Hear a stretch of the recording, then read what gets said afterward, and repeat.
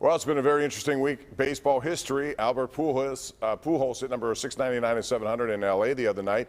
And Aaron Judge hit number 60. So the question is, what happens if you are in the stands and you make the catch and you have the ball? It's authenticated. Do you keep it? Do you sell it? Do you give it back to one of those two guys? Jason, I know you have stronger feelings about this. What would you want in return? And if you caught one of those balls, what would you do with it? So I do have very strong feelings, and it would not be to keep the player over the barrel or something like that. I don't want your signed merchandise. I don't want your signed ball. I don't want your signed bat. Don't care. Don't even really care about the money, although this might kind of come into play. I want to walk into PNC Park or wherever, Pomp, and never pay for a beer again.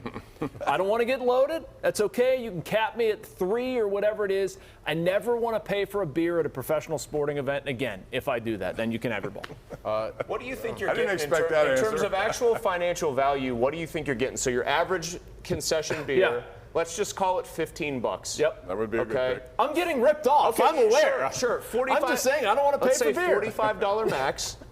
You're going to 15 events, 20 events a year. You've already lost me. I can't do that kind of math. You're maybe getting $1,000 a year on this. I don't love your deal here. Over what? Over what? 30, 40 years? What? That's not bad. Right, what would you ask for? 100K? Josh, 100K? the guy who gave the ball back to Judge. You can't have the player just laugh out of the room. Judge, the guy gave him his ball back. All he wanted was a signed bat and a couple of balls, and that's it. Wow. Why couldn't a team like the Yankees, swimming at all sorts of money, offer the kid something? Or Aaron Judge himself say, hey, I appreciate, if you're going to go that strategy, if you're going to go and give him the ball, say, okay, I really appreciate what can I do for you? Right. Aside from signing a ball. I clearly don't possess. I'd keep it, sell it to the highest bidder. I don't have the kind of integrity that guy has, I guess. I am not a violent man. It's a sucker born every minute. I've never been in a fight in my life, but if I had that ball in left field and people were trying to get it from me, that's like $500,000 in your hand. I'm sorry. I don't care how much money people have. I think you're crazy to give it back to them. I don't think the players really care that much. If Aaron Judge cares that much, he can cut you a check. He's going to have $400 million contract next year. One of the Steinbrenners could cut you a check. Yeah, and I don't know why they don't. I mean, or they could give you free beer. Because they didn't get you. They didn't all get like wealthy by being charitable in these situations. That's how that works. That's true. I mean, I want to get every dime from it that I can. The American dream of profiting off of somebody else's work. Yeah, absolutely, man. I would take $1 million. But it's your property. We all have kids here, I was going to say, I look at little Lennox, little Ace at home, and I'm thinking maybe college is in their future. College education. Right, yes, exactly. I'm starting the bidding at like $1 million.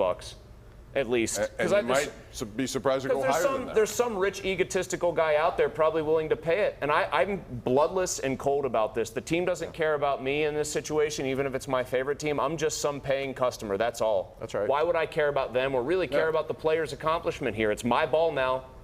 Sorry. They're well compensated to hit those home runs. Yeah, that's why Mark McGwire's 60-second way back when was so funny, because it was the only ball that never got to the stands of his first 62. Yeah.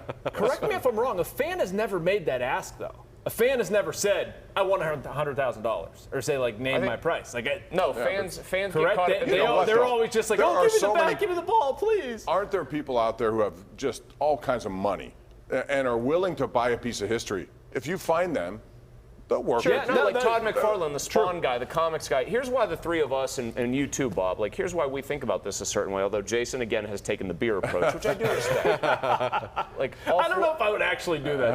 All four of us cover sports for a living. We've been around these guys in the unguarded moments when they're just normal, average Joes who happen to possess a very specific set of very lucrative skills. Yeah. The average fan doesn't see that. No. And so this is like, I want to meet my hero. The four of us are jaded punks. Who like beer and money. We're going to take a break. When we come back, we're going to talk about fighting and hockey. Why? Something happened today at a Penguins preseason game. We'll get into that next, right here on the #1 Cochran Sports Showdown.